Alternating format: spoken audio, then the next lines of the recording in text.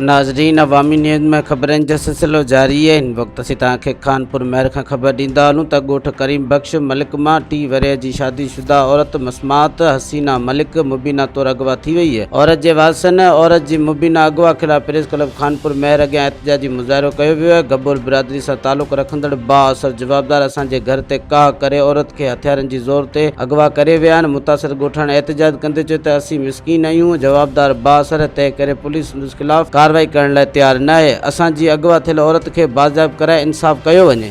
दादा किथां जा रहवासी आहियो? असां कोट करीम बख्श मलिक जा। छा मसलो आहे? असांजो मसलो इहो आहे, फैज़ मोहम्मद गबोल हथियारनि जे ज़ोर ते असांजी छोकिरी खणी वियो आहे।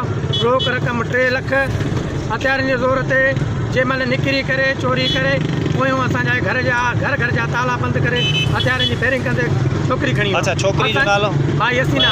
उमिरि घणी अथव अटकल? उमिरि 30 साल। 30 साल। 2 ॿारनि जी मां आहे? 2 ॿारनि जी माउ आहे। असां तव्हां कूका हर थाणे ते कई आहे।